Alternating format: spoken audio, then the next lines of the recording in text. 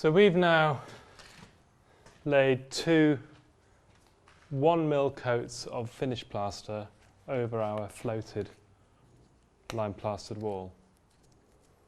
And because the suction is right, remember I said if you can just about press the indent of your thumb into this floated coat, then it's still green, so there's still moisture within the wall, but there's still a degree of suction. So both coats have been applied, and actually it feels just about right to trowel off. Possibly a little bit soft here, and you can see that by the colour. You can see how maybe it's a little bit lighter up here, a little bit whiter, and that's because the evaporation on the edges is often quicker, but also water sinks down. So even on a finish coat, especially on the base coats, you'll find that the bottom takes longer to cure than the top. So when you come to do finishing work, you need to kind of even it out so that you can finish it all in one go. So if I was just to use a finishing trowel, put a bit of water on the surface, I can start to get a really quite a nice smooth finish on there. And to be honest with you, that smoothness of finish is perfectly acceptable, and you know, if you feel that, it will feel really quite smooth. But if you find that you've got dips, say you've got marks from the trowel, and maybe there's a few dips and undulations, you want to even those out so then you can finish off with the steel trowel. And the way you do that is you use an orange sponge float. It's a bit worse for wear, this one, but essentially you can revive the surface. So similar to the process of floating back, we're doing the same but with the finish coat. And I'm levelling it out.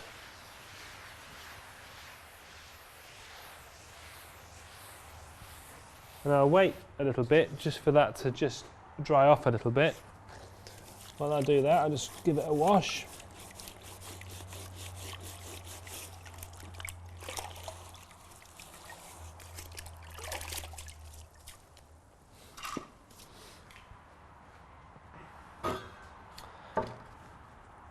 And then I can lay that back down now with this finishing trowel.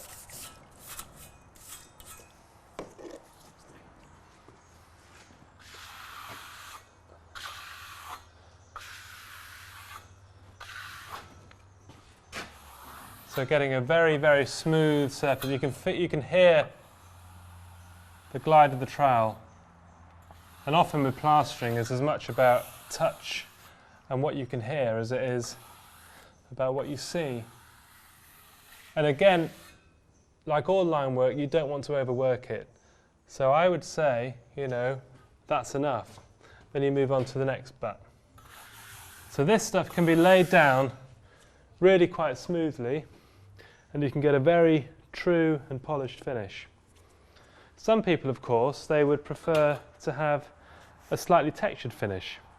Say, for example, a typical kind of medieval wall, you might actually want a sponged finish or a wooden block finish, so that would then act as a key for the lime wash.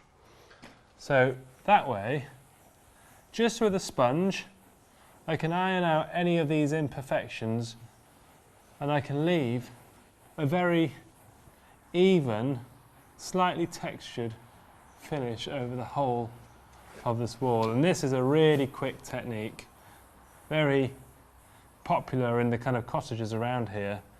It means that you don't have to get your wall truly flat. You can just work it back with a sponge, and if you want a quite a smooth textured finish, then you would have a dry brush, and you just glide on the surface and you end up leaving really quite a nice consistent finish. And then sort of 5 or 6 coats of lime wash over this, it would end up being really quite smooth, or clay paint or casein paint. But you see how I'm just gliding over the surface? Makes for a very consistent finish. So you've got a smooth finish, a steel finish on one side, a sponge finish on the other, both of which you should be able to get done in a day, so long as you've got a degree of suction in your background float coat.